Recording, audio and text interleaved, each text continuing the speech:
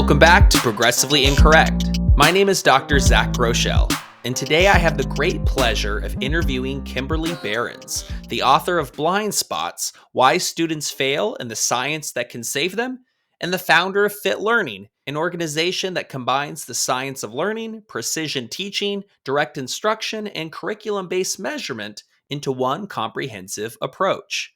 Shortly after I recorded this podcast, Dr. Berens invited me to observe an online fit learning lesson so I could see how her system is able to obtain 1 year's growth in about 40 hours of teaching. It was fast-paced, highly reinforcing, and included more opportunities to respond in a single lesson than most kids get an entire day with conventional instruction. Throughout this interview, I was struck by Kimberly's passion for evidence-informed instruction, and I was honored she was able to come on the show to talk to us about some of the blind spots that exist in education that prevent these highly effective methods from spreading. This podcast is brought to you by John Catt Educational, which publishes some of the best books in education. This week, I'm excited to highlight the book, Direct Instruction, A Practitioner's Handbook by Kurt Engelman. Kurt provided me with an early copy of the manuscript for my review, and I have to say it is absolutely fantastic. You can listen to Kurt talk about this book on Season 3, Episode 7 of this podcast, and if you're a fan of Big DI, I definitely recommend you get yourself a copy of this book. All right, that's enough from me. If you like this show, be sure to share it with all your friends, and let's go on over to my interview with Dr. Kimberly Berens. All right, Kimberly Berens, welcome to Progressively Incorrect. How are you doing today? Doing well. Thank you for having me. We're going to be talking about your work, and I think it's a little bit different than some of the older stuff on this podcast, but it's very closely related to the themes of the newer episodes. How about we start here? Go ahead and introduce yourself to our audience. Okay, so my name is Kimberly Berens, and I am the founder of Fit Learning and the CEO of Fit Learning Online. I'm also the author of the book Blind Spots, Why Students Fail and the Science That Can Save Them. And, I'm a PhD in behavior science, which is actually the science of learning from the behavioral perspective. And I've devoted my 30-year career to using that science to design a highly effective instructional system for all kinds of kids, where we rapidly accelerate learning gains or really based in foundational skills with all kinds of students in core academic areas. And so that's really what I do. Excellent. And I'm big on some of the some of the things happening in the science of learning movement right now, if you can call it a movement, right? These things are these things come and go. But I feel like there's something happening, especially with the science of reading and sold a story and things like that. Yes. But it's largely been focused on cognitive psychology and kind of brain-based neuroscientific sounding stuff. Yes. Here's our first question. What role could the science of behavior play in this movement? Oh man. I'm so glad you asked me that question. That is an amazing question. So let me start out by just articulating or distinguishing what the science of reading is. I mean, your viewers probably know. But so, the science of reading is kind of this newer research line evaluating the importance of phonics and phonemic awareness in reading instruction. And so, it really involves what I would consider as a behavior scientist to be the foundational or component skills required for reading. And again, from a behavioral perspective, I would consider reading to be a complex behavioral repertoire. And so that's, from my behavioral perspective, what the science of reading is. Now, let me also say that although it seems new, right? Like, it's very hot right now. Everybody's talking about the science of reading, and Sold a Story was this huge podcast. And I'm not trying to disparage it, because I think it's great that people are noticing how important phonics is finally, because we've known about this for decades, decades and decades and decades and decades. So here's what I'll say. What we understand in behavior science about learning is that learning is based on the repeated reinforcement of skills or behaviors. You can think of those are interchangeable terms over time. So as a person practices a skill or a behavior, and that practice is followed by reinforcement, that skill becomes stronger, it gets strengthened, it becomes faster, it becomes permanent. So I don't care what repertoire it is. I don't care if you're talking about reading or mathematics or writing or problem solving or playing the guitar or playing soccer. We know in our science that the process is the same regardless of what the skill is. So just like any skill, reading is comprised of foundational skills or component skills, right? So it's a really complicated repertoire of behavior that is comprised of lots of smaller behaviors that get mastered and shaped over time to grow into a bigger repertoire, right? So there's nothing unique about the idea that a foundational skill is necessary for the mastery of a complex skill. That's actually that has been understood in not only behavior science, but in neuroscience for a really long time. So when people talk about it as something, ooh, fancy and cognitive in science of reading, that's actually just erroneous. It's empirically invalid. You know, phonics is a component foundational skill for reading, just like math facts are foundational component skill for algebra, just like playing scales are a foundational skill for playing an instrument. So we could talk about reading as some different kind of cognitive experience, but that's actually not, from my perspective, helpful. Because when you focus on behavior, what people do, which is the subject matter of behavior science, we focus on what people do, what we can see them do with our eyeballs, like, so that we can measure that behavior over time and make decisions about that behavior and then intervene on that behavior with some type of instructional, some change in our instruction to make behavior change better or behavior change faster. That's what's useful. That's what's helpful. So I think, it's important to acknowledge that, yeah, we've known for a really long time that phonics are the building blocks of reading, but it's nothing fancy or cognitive. It's that, it applies to any skill. And we need to understand the components of complex repertoires so that we can train them to mastery so that learners can achieve mastery in complex repertoires. And so it's funny because I'm way too much on social media. I'm trying to it's like an addiction, right?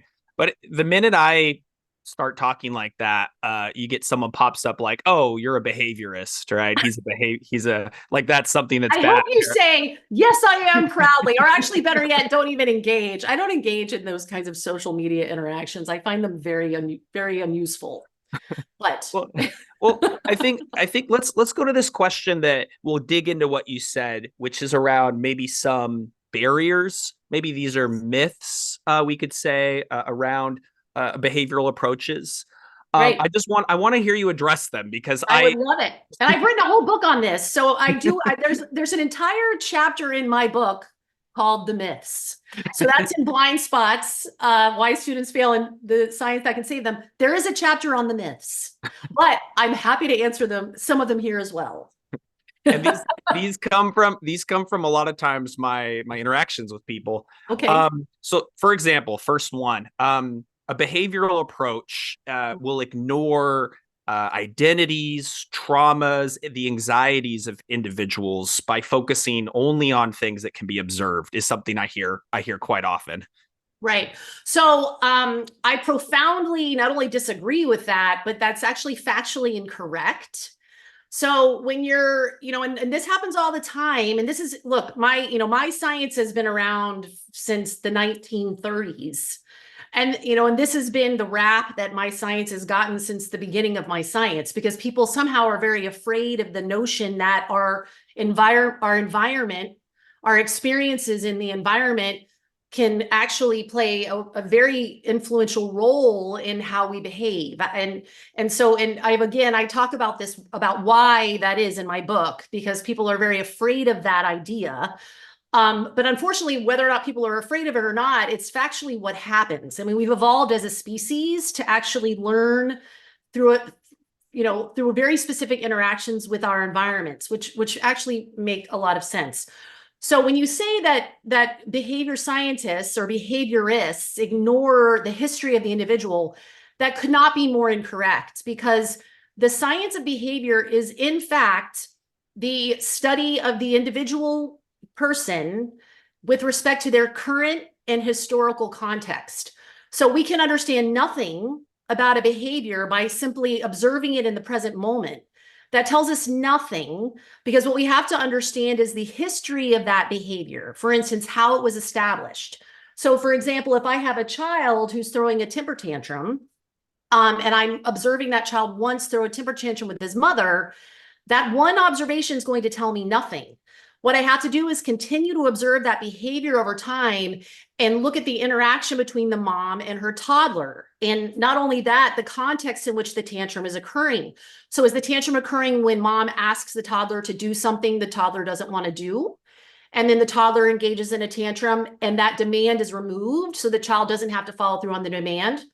Or is that toddler tantruming and the mom's giving the toddler something that the toddler wants, which would be giving, some type of reinforcer, or like an edible or something to drink, or access to a toy.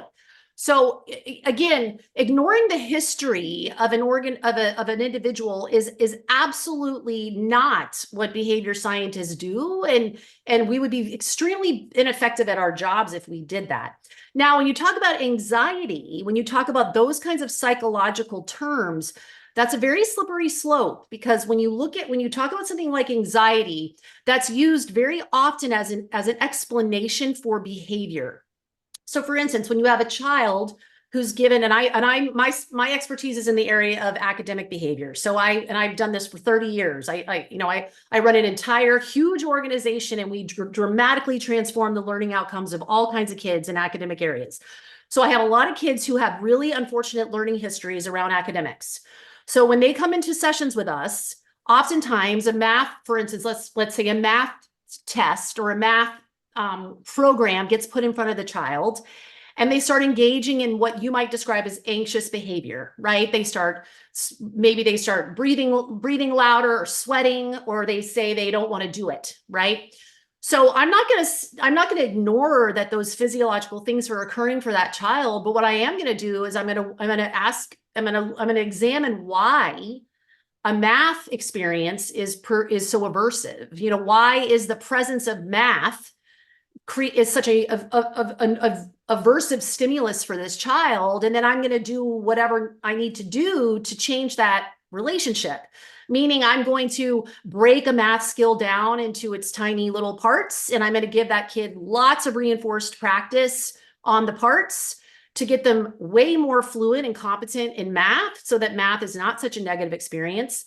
But I'm also going to evaluate what happens in that kid's life when he's presented with things he doesn't want to do. And if he engages in that overtly anxious behavior, what happens in those circumstances? Because if the child, if the child is not being given a competent math repertoire, that's a big problem.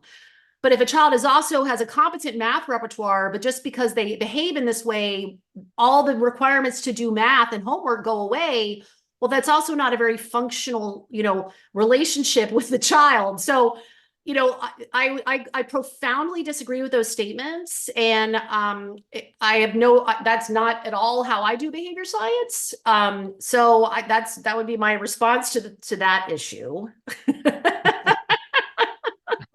And I think your examples hold up. But like at a PD I was at recently, we were talking about lateness behavior, and I was talking about it, and the presenter comes up to me and says, I want you to stop talking about what you observe. I want you to stop talking about the behavior, and I want you to dig deep into, I want you to make conjectures about what, right? You make things up. You want to invent things. And that to me seems to get rid of the whole pragmatic kind of problem solving method. Well, there you go. So I think you're actually nailing the big issue here. And I talk about this in my book. But we could debate, who's right or who's wrong in our opinions, until the end of time. And so I think it's really important to step back and ask, what are the goals? Like, what are your goals? So if your goal is to create really interesting descriptions of events, or to, I don't know, create interesting theories about a situation, well, then great. But if your goal is to change a person's behavior to improve their quality of life, then I can tell you that behavior science is the number one most effective way to do that, because we focus on what we can see. We measure those things over time.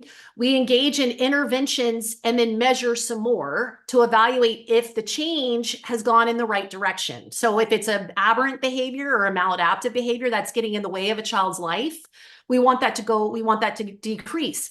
But if it's an important adaptive behavior like reading, then we want that to dramatically increase. And so, we engage in science in our work as educators, which, to be quite honest, is what's grandly lacking in education overall. I mean, I hate to always be the one that has to say these things, but since before COVID, we were at 60% of American school children below proficiency in all academic subjects.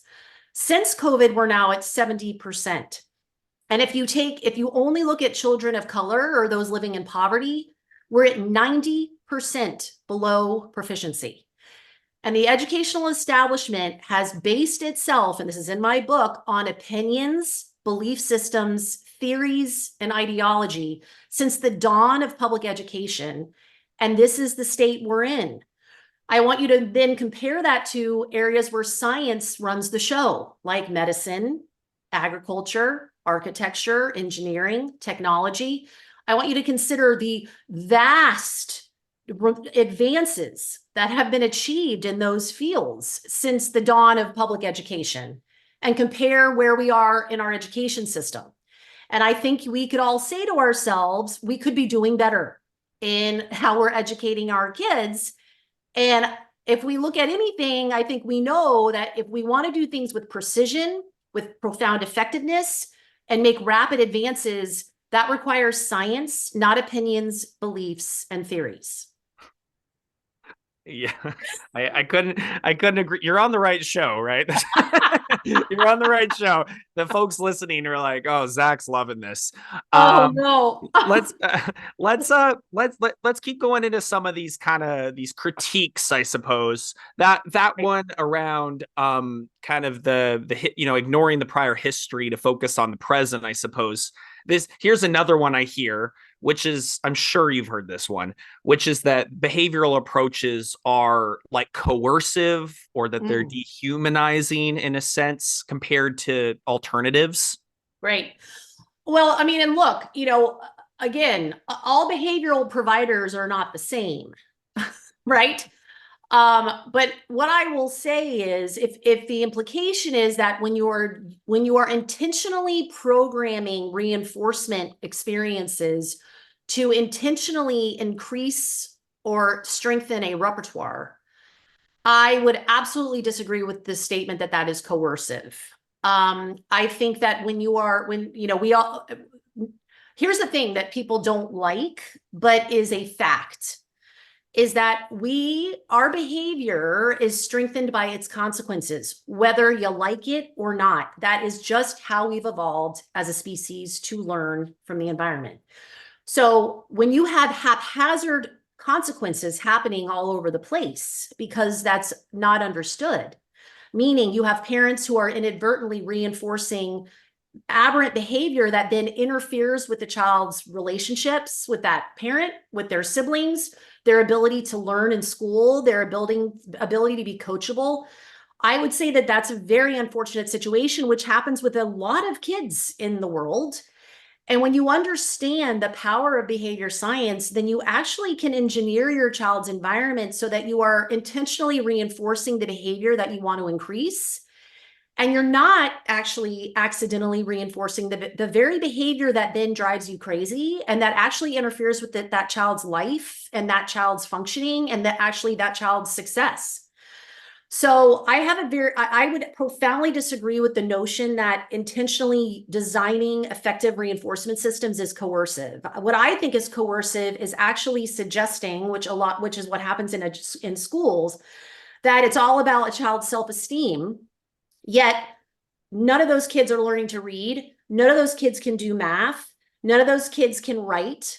And then they're advanced to the higher grades, and then they hit high school and they are at a fifth grade level at best, and they have no quality of life and no future. And because everything's been tiptoeing around, and let's just make the kid feel better, and let's just push him along, and let's put him in resource and give him extra time, but the child's mastered nothing. That's coercion from my perspective, not intentionally using reinforcement to strengthen skills and produce fluent repertoires with kids.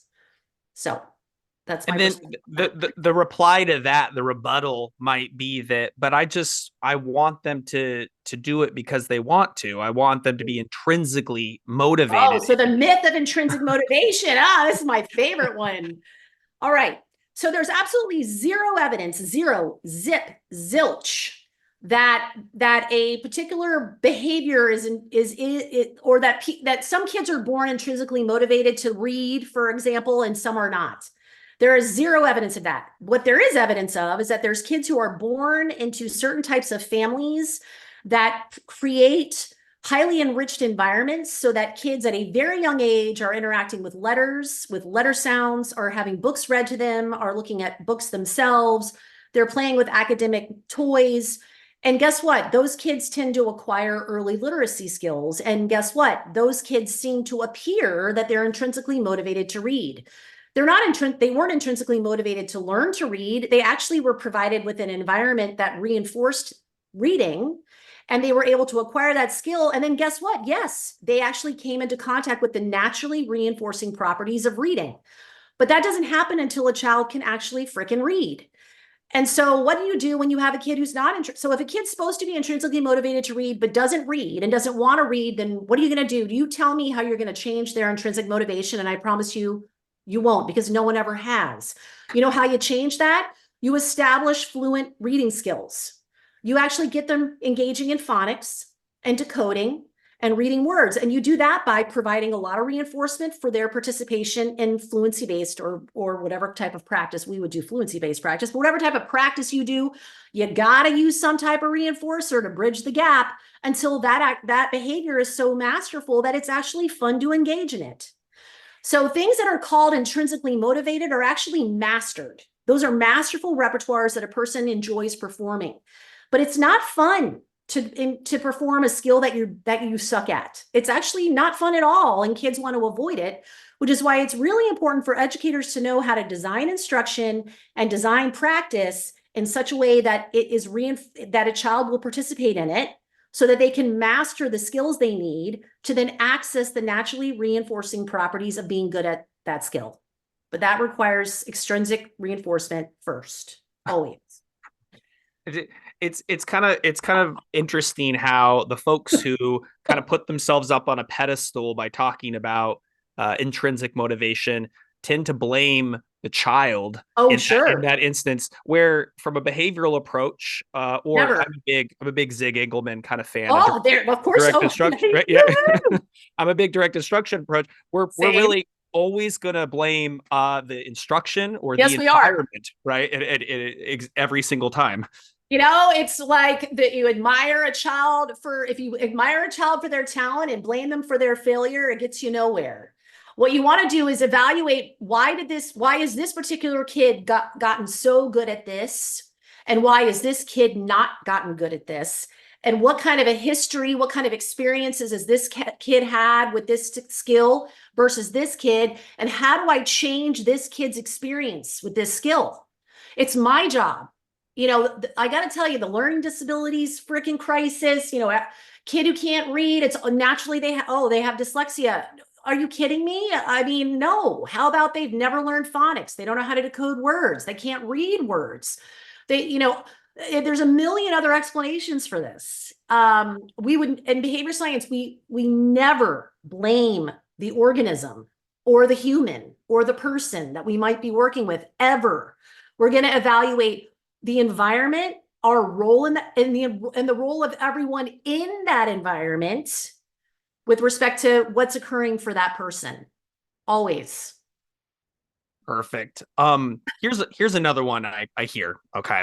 That that using a behavioral approach doesn't really get to long-term understanding, but only sort of short-term changes that eventually disappear like very quickly. Again, I don't know where they're. I mean, I'd love for them to cite some evidence of that, but the scientific base that I'm coming from, that's absolutely incorrect and has been invalidated a lot for years.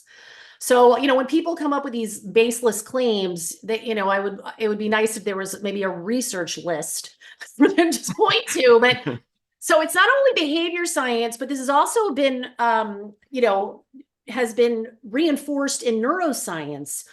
So what we know is that when you provide explicit, repeated, reinforced practice opportunities to perform a skill, when that skill starts improving, what happens is it starts increasing in rate or frequency. So another word for that would be it gets faster, right? So like if you are explicitly teaching a kid to decode short vowel words, for example, and you're giving them lots of very explicit practice opportunities to sound out short vowel words.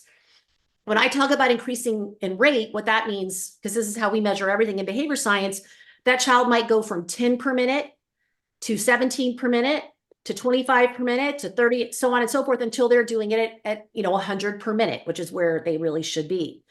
So as that rate is increasing, what we also know is that that is producing a permanent neuropathway in the brain.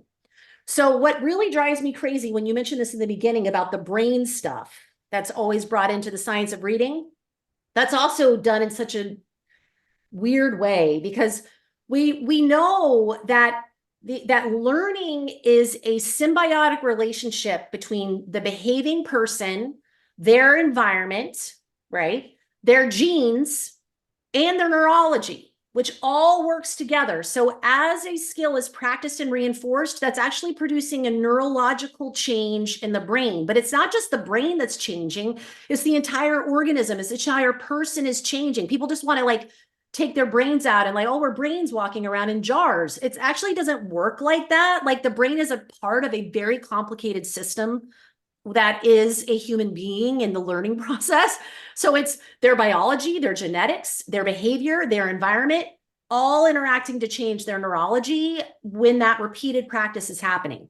So we know that with repeated reinforced practice that is designed to explicitly increase rate or the speed of behavior, that produces a permanent neuropathway, which then becomes neurologically permanent, meaning it doesn't go anywhere. So, it drives me nuts when these things are stated, because if you just think about it in terms of common sense, think about fluent musicians, right? Who started playing the guitar when they were 3 and now they're 50. And they learned some of the pieces they play, they learned when they were in their 20s. And they can still play them with their eyes closed, even if they haven't practiced them in months, because that's how learning works. But it wasn't because someone lectured the guy on the piece of music and then tested it on it at the end of the week and then they moved on. Well, of course, no, that doesn't produce permanent learning. What produces permanent learning is repeated, reinforced practice over time, thousands and lots of it, tons of it. So, all of these examples are either being pointed to really bad behavior analysis, which is out there, unfortunately, or a misunderstanding of what behavioral instruction actually is.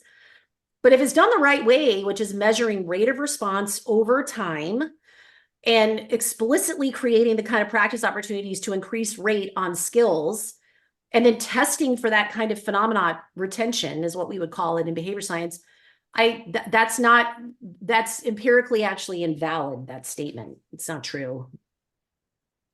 Yeah, I totally agree. Right. And you've mentioned now your book a few times. I talked about blind spots. I think Right. should be an opportunity. Maybe you can pick your kind of your top 3, I guess. Oh, What are the blind spots that we have in education, according to you, according to this book? Well, number one for me is that learning is a result of a child's development or their age, right? So like they turn a year older and all of a sudden they're going to magically start reading because they are 7 now. And this is one of the most classic things that are said to parents in teacher conferences for first and second graders when kids have not made progress and are actually not reading. And a lot of times teachers will say, well, your child's just not ready yet. They have to mature some more. They, wait till next year when they're a year older, they'll get better at this, which is again empirically invalid. So, we don't acquire academic skills because of our age. We acquire academic skills because of effective instruction and repeated reinforced practice of skills to mastery. Those are the two fundamental requirements for acquiring any academic skill. It's effective instruction, and you mentioned Ziggy Engelman, so I'll say it, with DI, which is explicit instruction of concepts, and then repeated reinforced practice of those concepts until that skill is mastered. That is how learning happens. It has nothing to do with a child's development or age. So that's blind spot number one. Can I ask you about that? Can I ask you yes, about that? Because right, a lot of times we'll hear things like that's developmentally inappropriate, and that means we can't give kids access to really interesting experiences, right? We hold them back because maybe we sort of categorize maybe on stages, right? That's all based on developmental psychology, which is all theoretical. That's a developmental psychology is based in constructs, not in observable, empirically validated phenomenon.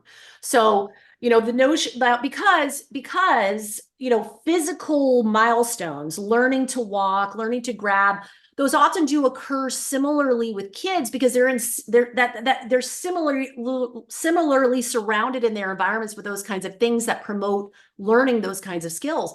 But not kids. I promise you, kids who've been left in playpens and cribs and fully neglected do not learn those skills. They're the same age as the infants who have learned them, but they haven't learned them. Why? Because they have had no opportunity to learn them by interacting in an environment that selects and strengthens those skills. So even though we want to classify kids into boxes and say, well, 2-year-olds are supposed to be doing this and 3-year-olds are supposed to be doing that, that's actually irrelevant. Have we learned the foundational skills required for them to now learn something harder? So, I want you to think about how this never happens outside of academics. So think about musicians or athletes that are very young and acquire unbelievable levels of proficiency at that skill. Why? Because they're not limited by state standards. They're not limited by what schools say kids should and should not be learning and when they should not learn it or should learn it. So musical training that happens outside of schools is what produces 6-year-olds who are performing at Carnegie Hall, which happens, I don't know if they're 6, but 11-year-olds definitely do because they started mastering those skills when they were 2. So again, there's some 11-year-olds who play the violin better than any adult ever will, ever. It has nothing to do about them being 11. It has to do with how they learned that skill, how they practiced, how they were instructed, how they were coached. It's it's fascinating though that we kind of just don't want to believe it because like I was in a math classroom just today and they were doing problems that required that you understand column addition and column subtraction. They require that you're able to know what the equal sign means, that both sides are equivalent. It doesn't just mean this answer is, right? And so on and so forth. You had to divide out so that you could isolate the variable. Right. And we're sitting here watching every kid in the class failing at this. Counting their fingers still. And I'm going, why are we doing this? Well, no, it's so bad. I mean, and look, as someone who is an expert, I mean, I'm a scientist educator and I am an expert in acquisition of academic skills. That's my job. I mean, I've done this for a long time. Watching my kids go through the school process. I mean, luckily my son's almost out. He's 17. My daughter's graduated from college. So I'm almost through, man. I'm almost through this nightmare that has been for me. But my son, I mean, it just is so prominent for me. This is what I remember. So my son was in kindergarten. They're learning their letters or in their letter sounds at best. And he comes home and he's supposed to write in his journal about his day every single day. My son was learning how to hold a damn pencil and identify letters and letter sounds. And he was supposed to write in a journal about his day, meaning he was supposed to create sentences and spell words. The kid wasn't reading yet, like, give me a break. So this happens all the time because of the grand misunderstanding about how, because when you get buried in cognition, and the notion that we have this magical ability as human beings to conjure new things in our brains and discover new things that never were there and invent things from nothing. And that's what makes people talented and intelligent, and some people not talented and not intelligent. That's all not based on anything real. How any skill is acquired is mastering the components of it, period. And so this is why 90% of poor kids are completely illiterate in math and reading. This is why 70% of the American population of kids are below proficiency when they graduate, because they're expected to perform complex skills and have never, not once, mastered a single component skill of those complex repertoires. It's a crime and it's a crisis. And the more we continue like talking about opinions and ideas and this magical, mystical, cognitive stuff, nothing's going to change, because there's every single kid in that class is absolutely 100% capable of being a very proficient math student. That's what breaks my heart, because I've been working with kids 30 years. And I can tell you less than 1% of those kids that I've worked with over 30 years had a real neurological learning impairment. The rest were failed by an ineffective educational system and completely ineffective instruction, and never were given the opportunity to actually master foundational skills to the level they needed to master them, to be able to move up a ladder and learn something harder. But yet these kids are pushed along from third grade to fourth grade to fifth grade. The kid who can't add in second grade is not, I promise you, is not going to be able to do multiplication in third. And they're definitely not going to be able to do long division in fourth. And then you can forget about fifth grade when they start geometry and complex word problems. And then, it just all goes to hell in a handbasket, because these kids have no foundational skills. And then they start hating school. Some of them implode on themselves and hide and get withdrawn. Some act out and get in trouble. Then you have kids dropping out who are lower income, because, why would you continue to be in an environment where you're absolutely a failure? I mean, this isn't a joke. I mean, this is a real problem.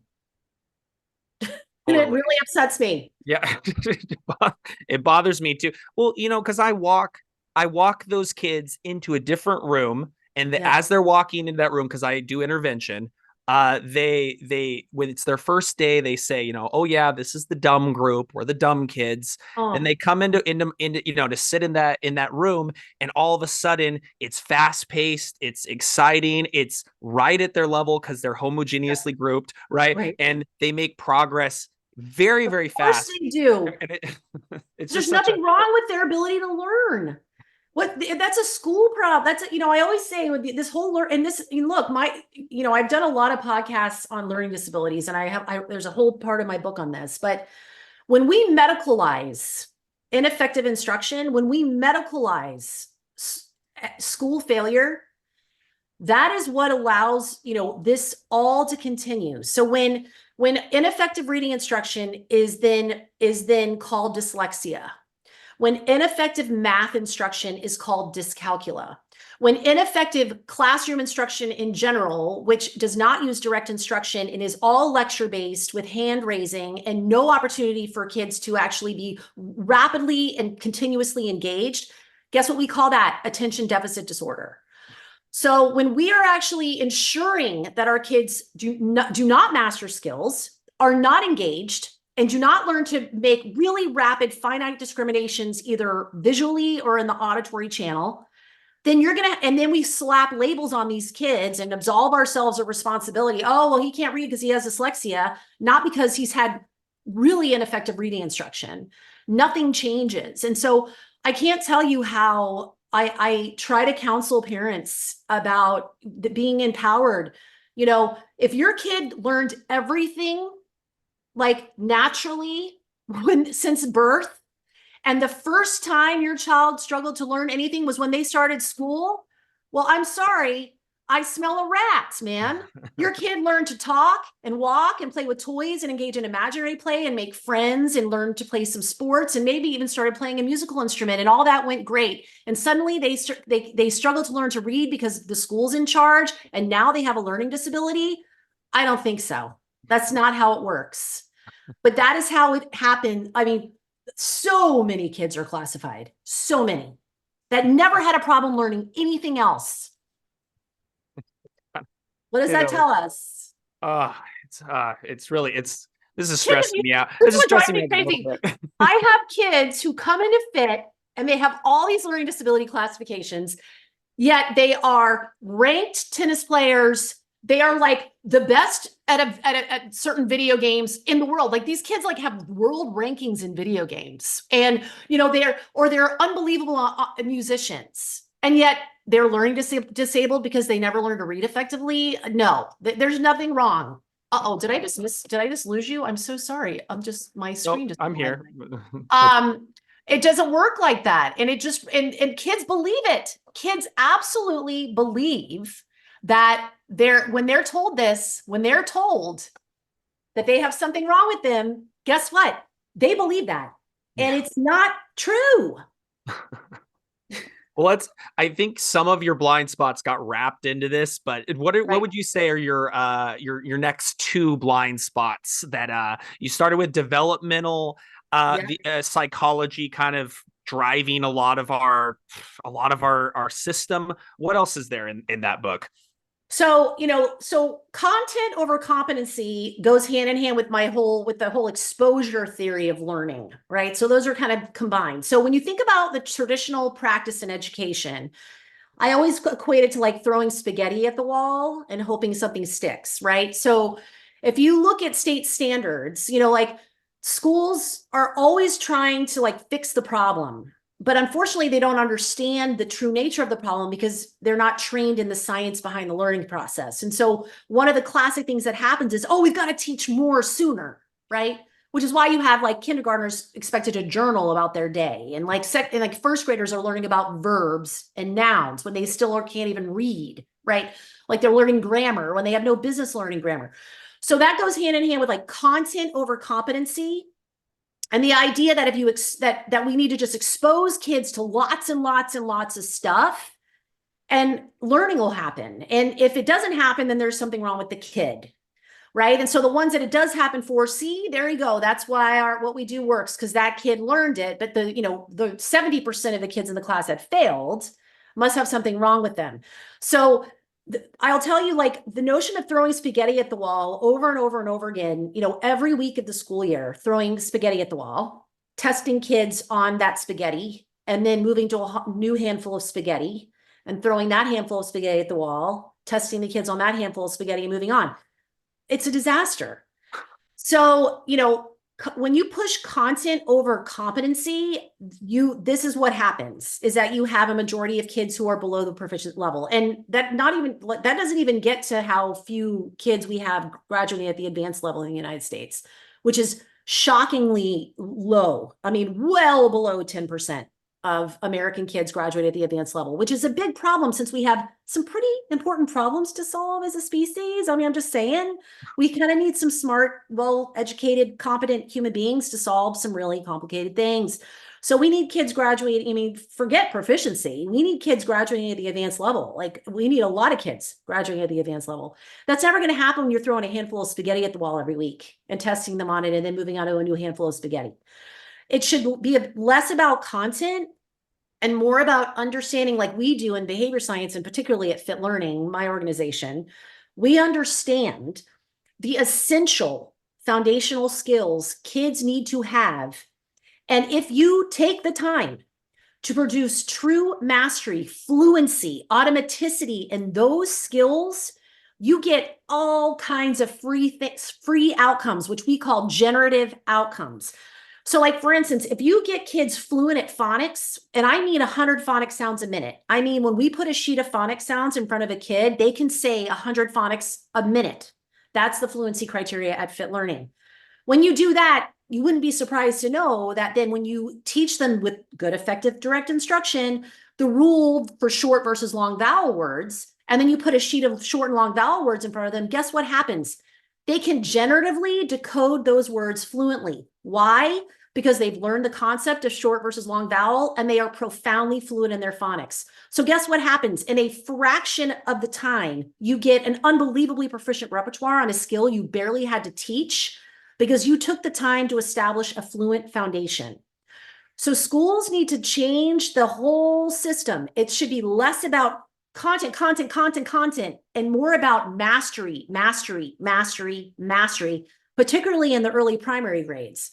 I mean, if you do that, if you focus on K4 and you focus on fluency in reading, mathematics, handwriting, spelling, guess what happens in 4th grade? You have kids who learn a fractions concept in a day and can execute it if you're using good direct instruction concept learning strategies, but they can learn a fractions concept in a day because they're so fluent in their core math. I mean, once we get kids to core, like through basically all of our core mathematics takes you to about 4th grade math. Kids move from 4th to 8th grade math in a matter of months at Fit Learning because they're so fluent at everything. There's barely any instruction required. Schools do it so backwards. They want to teach everything at the top of the ladder first and ignore everything on the bottom of the ladder. It doesn't work like that. You're going to fail every time because ask any person who teaches professional to look at the people who charge a lot of money to get people good at stuff. Really good musical coaches, really good athletic coaches. They're not doing that crap. They're having kids spend a lot of time on drills. That's what they're doing so that they can become proficient athletes and proficient musicians. Right? Right, but it's like I'll tell you an email. I sent an email to someone at the school district I was at, and I said I was just very shocked that a lot of the evidence-based programs that we had were sort of fading away, collecting dust. Teachers were sort of teaching from Google and Pinterest and so on, just sort of making stuff up as they go. And the response I got was, "Well, look." Bloom's taxonomy, right? You go to we're aiming at a different, this is the 21st century. We're aiming at the top here and forget about that other stuff at the bottom, because that stuff at the bottom, really it's they have the right to be at the top from the very get-go is kind of the response. But it just makes, I mean, and what I want, and this is what I just, that is such an amazing point you just made. But here, and this is something to consider because, and look, where's all that new stuff coming from? The fields of science, right? Like science and technology, there's a lot of new stuff happening there. There's a lot of new stuff being discovered, but I can promise you this. If you ask any mathematician at MIT, Caltech, anywhere, any of the top mathematicians, and this is published. I mean, they have made statements.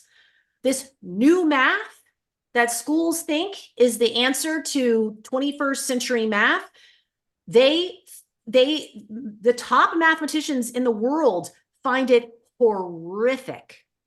And they all say that the number one most important thing kids have to get in primary school is numeracy and computation to like automaticity. Nothing's really, the math kids need to learn is the same math that Einstein needed to learn. Now, when you're talking about graduate school or potentially college or even high school, if you have kids who've actually mastered core mathematics, then that's the time to bring in some of these more advanced new math things. But you can't learn any of that if you don't know your basics. The basics don't go away because new stuff's been discovered. To be quite honest, new stuff got discovered because the people who were discovering it were really good at their basics. It's not like I'm a classical guitarist. I don't know if you can tell because I use music all the time, but I do play an instrument. I practice diligently every single day. I spend about 4 hours a day on my classical guitar study. I build it into my life. And I apply behavior science to my practice. I'm telling you right now, the top classical guitarists like Anna Vivovic. She's my favorite.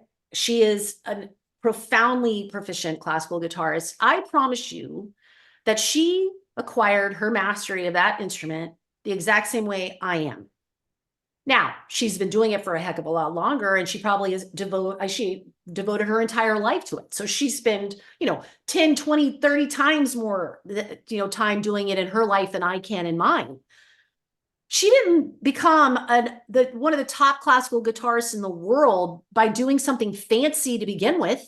She started with drills, with scales, forget scales. You don't even do scales first. You literally learn how to move your fingers up and down the fretboard. I mean, it's ridiculous to think that you're going to create, like you need to start introducing calculus to second graders because there's new stuff in calculus that's been discovered. That's absurd. It's the absurdity of it all. It's hilarious actually, but also tragic. You're describing, by the way, my drum journey, because someone was like, hey, we have a band, we don't have a drummer, here's some sticks, right? And I couldn't tell you, I can play the 2 beats very poorly, Well, I could give you a program for that. I might take you up on that. Let's do your third blind spot before we close out. This episode's been amazing, by the way. I'm so glad. I'm so glad I'm not blah blah. I hope I'm not upsetting any of your audience. But here's what I will always say. I do get very passionate about this and upset and angry. When you've worked for 30 years with kids who've been failed, it's hard, which is why I wrote my book in the first place. It began as my rage project. So if I've been off-putting or offensive to anyone, just remember that it all comes from the place of wanting to ensure that every single child has the opportunity to master skills and really, experience their greatness such that they can go on and make a freaking difference in the world, because we have a lot of problems to solve. So it comes from a really good place. And I have found that applying science in my instruction allows me to achieve that goal. And I have achieved that goal dramatically for 30 years. And our organization, our outcome data are unparalleled. I mean, no one achieves the outcomes. We move kids 2 grade levels in 40 hours of training at Fit Learning. So it's just real. And there you go. Okay. So that's my statement. So I've talked about content over competency. I've talked about development, in the midst of age as being, we learn because how old we are. There's so many I could talk about, but one of the blind spots would be the notion that, if a child, we've already kind of touched on this, but if a child fails, there's something wrong with them. But even more in depth is the notion that a neuropsychological assessment identifies learning disabilities. And so that's going to be an unusual thing for, I think, a lot of your listeners to hear me say. And so let me articulate what I mean.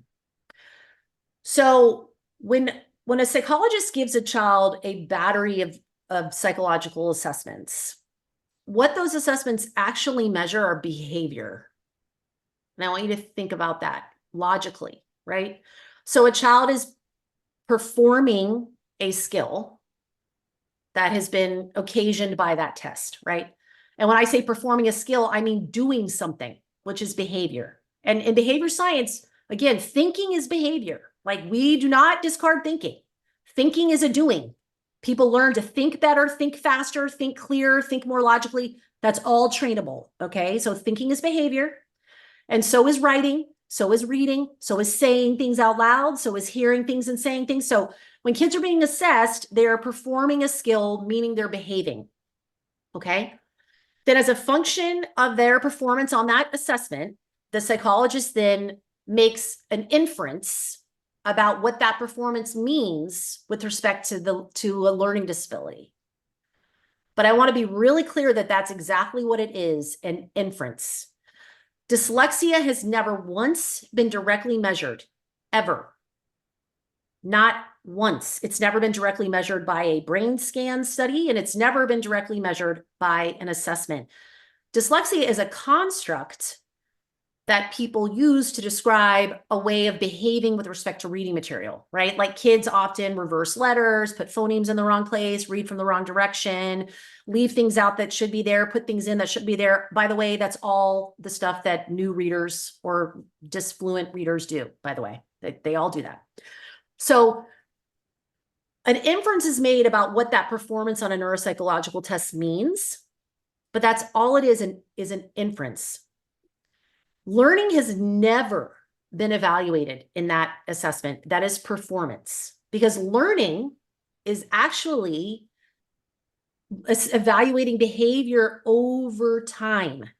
You can know nothing about learning from looking at one measure of performance. You can know nothing about a learning disability by looking at one measure of performance. You have no evidence of a learning disability from one measure of performance.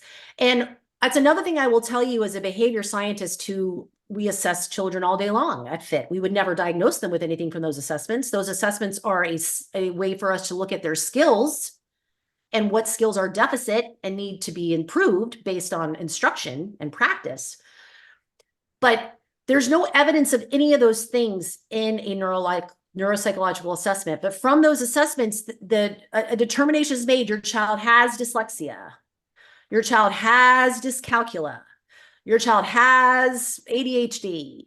Your child has these disorders that somehow live inside the child somewhere, but they've never been measured. They've never been seen with anyone's eyeballs. The only thing that was measured was a child's performance. And I promise you, as a behavior scientist, there are a ton of reasons why a child performs in a given way on a given test. There's 1,000 reasons. The number one most pragmatic reason being they don't know the skill. They haven't practiced the skill. They haven't mastered the skill. Those are the most pragmatic and simple explanations. And to be honest with you, they are the correct explanation 99% of the time. So, and I cause a lot of ruckus when I say these things, and I've said these things for years. But I'm not going to stop saying these things because, to be honest with you, nothing I have stated is not completely factually accurate. An assessment is administered, a child performs on that assessment, which means that assessment measures behavior, and then an assessment makes an inference about what caused the learner to perform that way. But there was no evidence of that cause. They inferred it based on what their training is, meaning they're going to point to internal problems. They're going to point to disorders. That doesn't mean it's true. So that's the biggest blind. That's a very damaging and horrific blind spot from my perspective. Absolutely. And because the minute you start putting people in boxes and labels and things like that, I think you just start to excuse the system from addressing sure do. Right. And well, you know, there are many things that used to be believed to be immutable. Many things, like IQ, for instance, which has absolutely been debunked as an immutable measure of some kind of internal inborn genetic intelligence, which again, it does not measure. Do you know what IQ tests measure? Performance, a skill of performing the test, which is based on a learning history and the skills that have been acquired. We move IQ scores all over the place at Fit Learning, all over the place. IQ, like that's all, like, it's just unbelievable to me. Like intelligence as this fixed trait of a person. You're either smart or you're dumb. You were born intelligent, you're born stupid. No, that's absolutely not the case. You've mastered a skill or you haven't. And if you haven't, do you want to master it? Because if you do, I can help you do that. We can design some stuff to have you do that if you want to do it. If you want to master that skill, let's do it. Let's master it, right? Like it's not about, well, I'm bad at math. I'm bad at music. I'm bad at reading. I'm bad at sports. I'm bad. You know, that just breaks my heart, man. Breaks my heart. That when people think that they're somehow naturally just not able to learn something. No, you're not able to learn something because you've either had a bad teacher, you've had bad instruction, or you haven't practiced enough, or you haven't practiced in the right way. I love it. So let's end with this. There's people listening right now, and people like me, or we're interested in sort of integrating the science of behavior into our existing repertoires, yes. Right? Where would you start? And maybe this is a show notes and I could put a bunch of links in. Where would you start when it comes to kind of improving our own practice with a bit of a lens from the science of behavior? Well, I always recommend my book, shameless plug, but hey, it's a great resource and there's a great reference list. I love books for multiple reasons because I love to read, but I also love the reference lists in books. So my references are awesome. So if you read my book, then there's a lot of resources and, a lot of great references and then also other resources like other training opportunities, organizations to get involved with if this is something you're interested in. I know you had Kent Johnson on the show before. But he does, he's really the founder and director of Morningside Academy in Seattle, Washington. Not that that's close to everyone, but if you ever have the opportunity to attend the Summer Teachers Institute there, they do a Summer Teachers Training Institute at Morningside, and it is awesome. So that's a really great place to start getting some practice applying science in this way. We provide something called the Scientist Educator Workshop Series through my organization, Fit Learning. So what we do is we train people to start behaving as scientists in their instruction as educators.